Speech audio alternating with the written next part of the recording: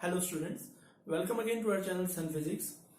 अब हम ग्रेविटेशन का नेक्स्ट लेक्चर कवर करेंगे। इसमें हम सैटेलाइट का जो वेलोसिटी होती है, टाइम पीरियड होता है, कितनी हाइट चाहिए जियो स्टेशनरी सैटेलाइट के लिए, ये सब चीजें डिस्कस करेंगे, टाइप ऑफ सैटेलाइट वगैरह। इससे पहली वीडियो में हमने gravitational potential energy difference, gravitational potential energy, potential और पोटेंशियल डिफरेंस, ये सब टॉपिक कवर किए थे। इसके अलावा अर्थ के रोटेशन का जी की वैल्यू पे क्या फर्क पड़ता है वो भी हमने लास्ट वीडियो में डिस्कस किया था। अगर आपने वो वीडियो नहीं देखा है तो you can go to the last video from the link given below. इस डिस्क्रिप्शन बॉक्स में हमने लिंक दिया हुआ है, वहां जाके आप उसे देख सकते हैं। Satellite, a satellite is an heavenly object और body that revolves around a planet. किसी भी प्लैनेट के अराउंड जो हेवनली बॉडी रिवॉल्व करते हैं उन्हें सैटेलाइट कहते हैं। कितने तरह के हो सकते हैं? टाइप्स, दो तरह के, एक नेचुरल और एक मैन मेड।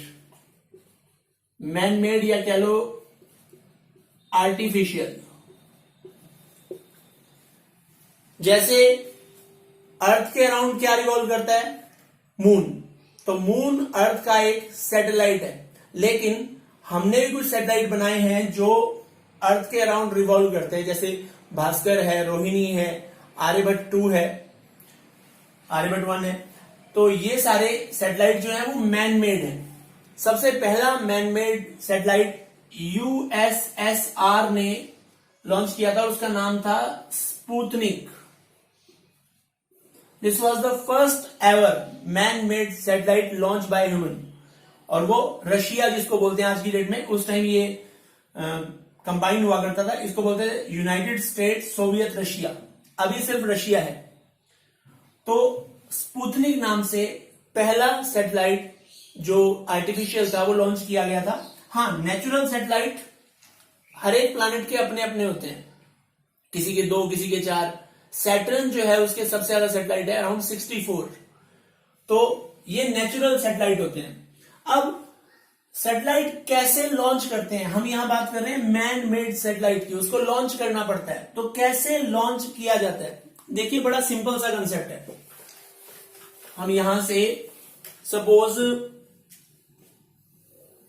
ये अर्थ है, यहां से मैं किसी चीज को फेंकता हूं तो हो सकता है वो यहां गिर जाए। थोड़ी और स्पीड से फेंकता हूं, यहां गिर जाएगी। थोड़ी और स्पीड से यहां गिर जाएगी। और ज्यादा स्पीड तो अब वो गिरेगी नहीं, वो रिवॉल्व करेगी। इसका मतलब एक स्पीड देने के बाद वो क्या हो जाती है, वो अर्थ के ग्रेविटेशनल फील्ड से बाउंड होके रिवॉल्व करने लगती है। अब हमें पता है कोई भी चीज अगर रिवॉल्व कर रही है तो इसका मतलब उसके अंदर क्या है? सेंट्रीपिटल फोर्स है। यहां सेंट्रीपिटल फोर्स यानी कि जो सेंटर की तरफ फोर्स काम करता है वो कहां से मिल रहा है इसको घूमने के लिए?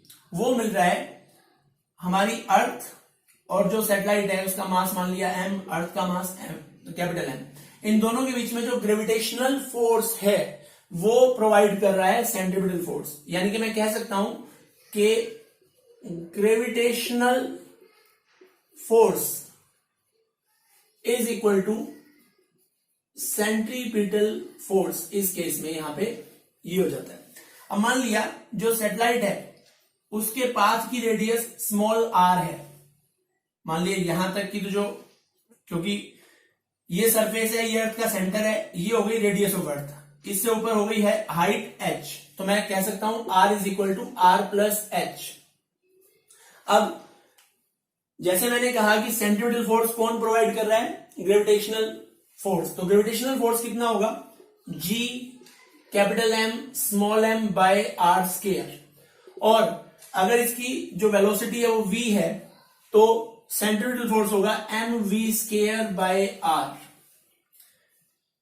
इसको कैंसिल कर दें, एक r से एक r कैंसिल हो जाएगा, तो v स्क्वायर आ जाएगा gm बाय r, या फिर यहां से v आ जाएगा √gm बाय r। इसका मतलब कोई भी सैटेलाइट उसकी जो वेलोसिटी है वो कैसे निकाली जा सकती है, इस फॉर्मूले से। यहां पे m जो है वो प्लैनेट की वेलोसिटी है, सॉरी प्लैनेट का मास है। यहां पे हम अर्थ की बात कर रहे हैं, here m is the mass of earth. r क्या है, जो सैटेलाइट है उसकी ऑर्बिटल रेडियस है, जिस ऑर्बिट में वो रिवॉल्व कर रहा है उसकी रेडियस है। इस केस में r is equal to R plus H है। तो इसको मैं vo से शो कर देता हूं। vo will become root of G M by R plus H. तो vo को नाम देते हैं ऑर्बिटल वेलोसिटी। तो किसी सैटेलाइट की ऑर्बिटल वेलोसिटी उस प्लैनेट के मास पे डिपेंड करती है और जितनी हाइट पे वो रिवॉल्व कर रहा है उस पे डिपेंड करती है। हाइट ज्यादा होगी तो वेलोसिटी कम हो जाएगी, ये आपको यहां से नजर आ रहा है। तो हमारे पास v नोट का फॉर्मूला ये आ तो गया है, लेकिन अगर इसमें if satellite is very close to earth तो क्या होगा, जो h है वो r के कंपैरिजन में नेग्लिजिबल होगा। तो इसका मतलब r प्लस एच की जगह मैं r लिख सकता हूं। तो मेरे पास vo निकल के आता है root G M by R. अब बेटा ध्यान दो, g जो है वो यूनिवर्सल ग्रेविटेशनल कांस्टेंट है, m मास ऑफ अर्थ है, r रेडियस ऑफ अर्थ है, ये सब फिक्स है। कितना कितना, g की वैल्यू है 6.67 into 10⁻⁻11 newton metre square by kilogram square. m है, ये अर्थ का मास होता है 6 इंटू 10⁻24 किलोग्राम, और रेडियस ऑफ अर्थ होती है 6400 किलोमीटर्स। ये सारी वैल्यू जब मैं इसमें पुट करता हूं तो मेरे पास ये वैल्यू भी फिक्स आ जाती है, और वो कितनी होती है, इट विल कम 7.92 किलोमीटर पर सेकेंड। बहुत ज्यादा स्पीड है ये, यानी कि वो जो सैटेलाइट है वो अर्थ के अराउंड 1 सेकंड में लगभग 8 किलोमीटर डिस्टेंस कवर कर लेता है, ये उसकी स्पीड है। तो it is the speed of A satellite revolving around the earth in a very close orbit, जो अर्थ की रेडियस के लगभग बराबर है, ज्यादा हाइट पे नहीं है। उसकी जो वेलोसिटी होगी वो 7.9 किलोमीटर पर सेकंड होगी। This is the next topic, time period of satellite. एक सैटेलाइट को अपनी ऑर्बिट में एक साइकिल पूरा करने में जितना समय लगेगा उसे उसका टाइम पीरियड बोलेंगे। अब देखिए, सैटेलाइट ऐसे घूम रहा है अर्थ के अराउंड, मान लिया ये ऑर्बिट है उसकी, ये रेडियस है आर, मान लिया ये आपकी अर्थ है, ठीक है, ये आर हो गया, ये सपोज हाइट है एच, तो again R is equal to R plus H. अब टाइम क्या होता है, टाइम होता है डिस्टेंस अपॉन स्पीड। अब डिस्टेंस हो गया यहां से यहां तक पूरा एक चक्कर, that is 2 pi are, by speed हो गई v। v हमने पढ़ा है, v कितना, root G M by R. तो वैल्यू पुट करते हैं, t is equal to 2 pi are by root G M by are, या फिर इसको हम ऐसे लिख सकते हैं 2 pi r root r by G M.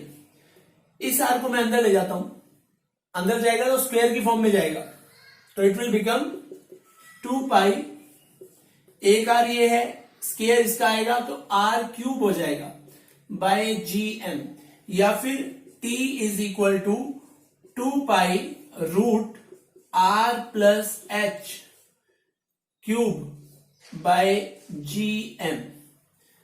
ये हमारे पास टाइम पीरियड का फॉर्मूला हो गया।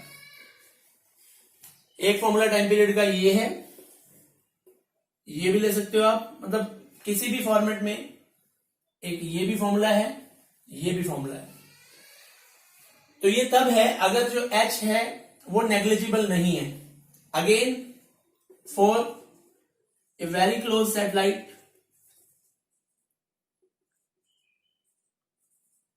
क्या होगा, h is very very less than r, तो r प्लस एच की जगह केवल r आ जाएगा, और फिर हमारे पास जो t आएगा that will be 2 pi root r cube by gm।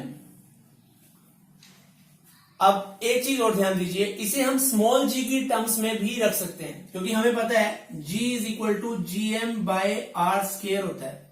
तो यहां से gm को जी आर स्क्वायर लिख सकते हैं।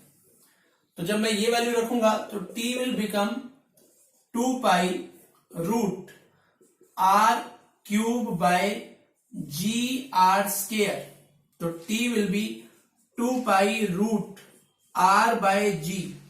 अगेन r और g दोनों फिक्स हैं, इसको सॉल्व करके रिजल्ट आता है 84.6 मिनट्स। यानी कि एक सैटेलाइट जो अर्थ के बहुत ज्यादा क्लोज है वो अपना एक चक्कर जो है कितने टाइम में कवर करता है? केवल 84.6 मिनट में वो अर्थ के अराउंड अपना एक साइकिल पूरा कर लेता है, यानी कि लगभग 1.5 घंटा। 1.5 घंटे में एक सैटेलाइट जो अर्थ के बहुत ज्यादा क्लोज है वो एक साइकिल पूरा कर लेता है। अब इसी टाइम पीरियड को देखिए डेंसिटी की टर्म्स में कैसे लिखते हैं। जैसे मैंने आपको बताया था जब h बहुत कम है r से तो इसकी जगह हम r ले लेते हैं। t बराबर आ जाता है 2 pi root r cube by G M. अब ये m क्या है? m इज मास ऑफ अर्थ।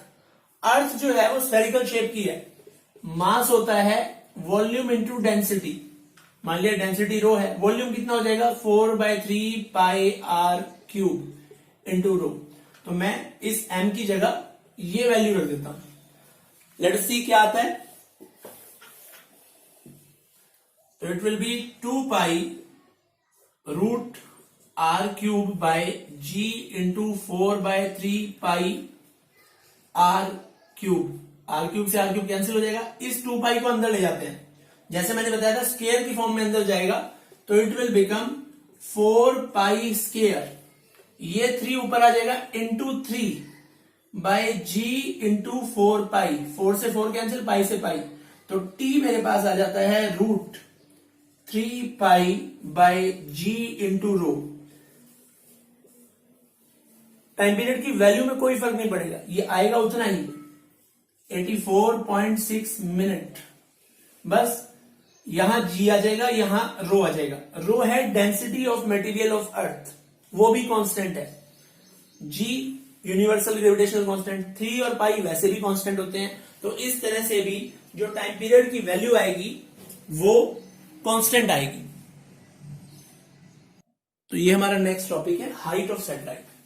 हमारे पास टाइम पीरियड का फॉर्मूला है 2 pi root r plus H cube by G M. मैं क्या करता हूं, दोनों साइड से स्क्वायर कर देता हूं। Squaring both sides, squaring both sides. What I am left with, it will be T square is equal to 4 pi square, और ये रूट हट जाएगा।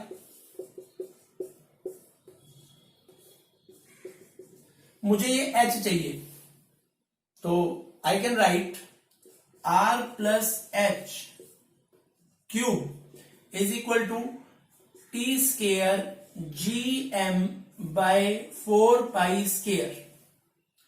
अब मुझे क्योंकि h निकालना है तो पहले दोनों साइड का क्यूब रूट लेना पड़ेगा। Taking cube root on both sides, क्या आ जाएगा? हमारे पास आ जाता है r प्लस एच, और ये सारी term that is T square G M by 4 pi square power 1/3। अब आप कहेंगे पावर 1/3 कैसे निकलेगा? लॉगरिथम से, ठीक है। तो यहां से h आ जाएगा T square G M by 4 pi square power 1/3 minus R. इस तरह से आप किसी भी सैटेलाइट की हाइट निकाल सकते हैं, प्रोवाइडेड आपको टाइम पीरियड पता हो। उस प्लैनेट का मास पता हो, उस प्लैनेट की रेडियस पता हो। तो 3 चीजें हैं जो आपको पता होनी चाहिए, और फिर वो सैटेलाइट कितनी हाइट पे रिवॉल्व कर रहा है वो आप फाइंड आउट कर सकते हैं। तो ये हमारा अगला टॉपिक है, energy of satellite.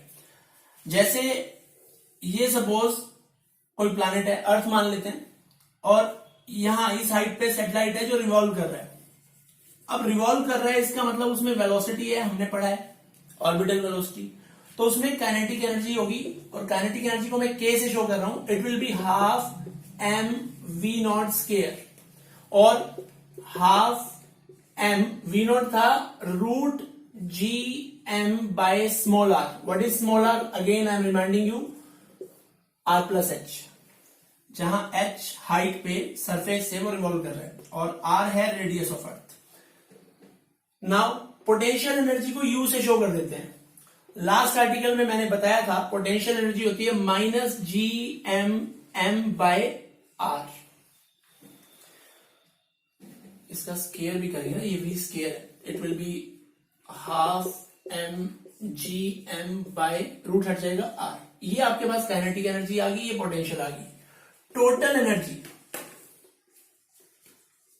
Of satellite, उसको मैं ई से शो करता हूं।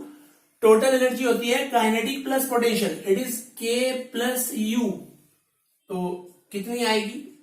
It will be half G M small M by R minus G M M by R. देखिए ये टर्म कॉमन है दोनों में, तो I can write G M M by R 1/2 minus 1। 1/2 minus 1 यानी कि रिजल्ट नेगेटिव आएगा, तो minus half G M M by are, या फिर minus G M M by R plus H.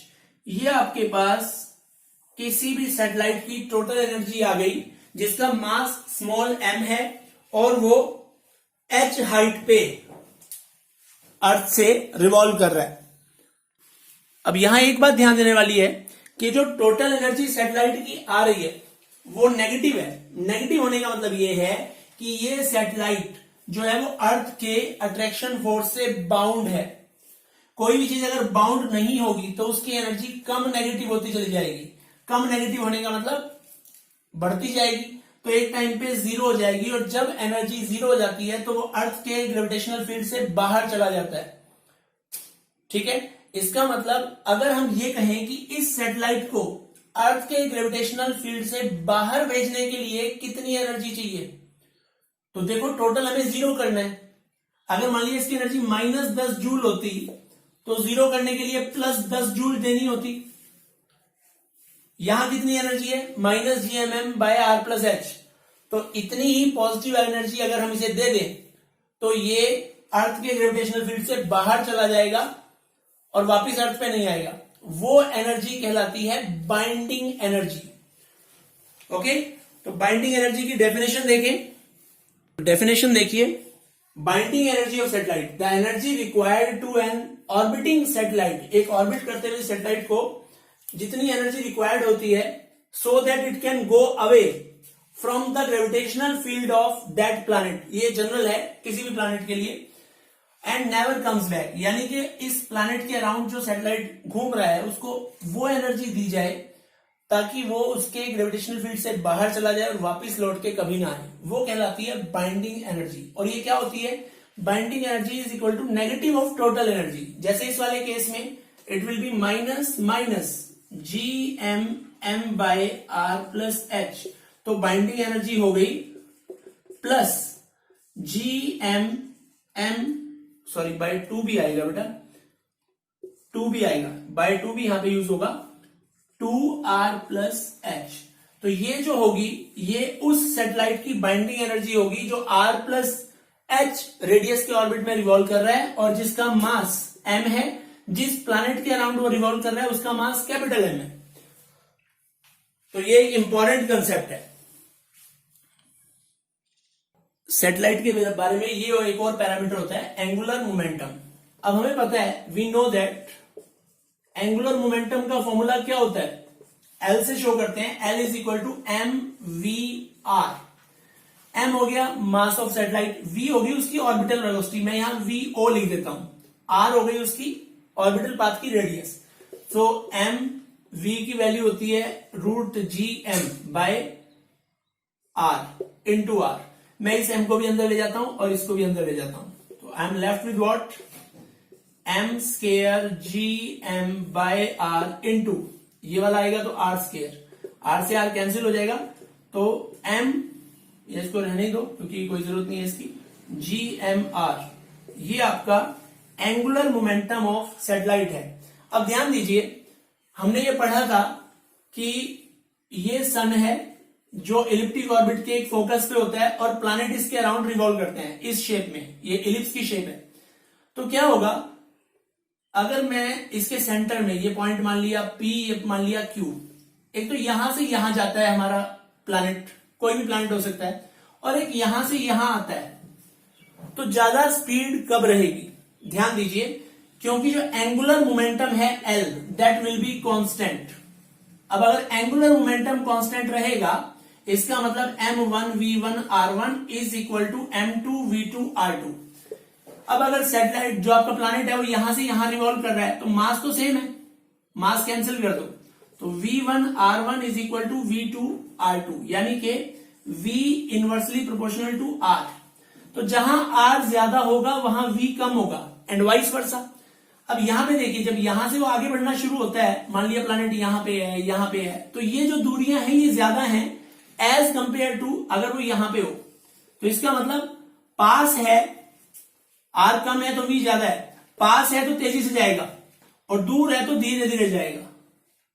तो इसका मतलब ये जो लेफ्ट वाला हाफ सर्कल साइकिल है वो जल्दी कवर करेगा बजाय राइट वाले के, क्योंकि राइट वाले हाफ में उसकी स्पीड कम हो जाएगी।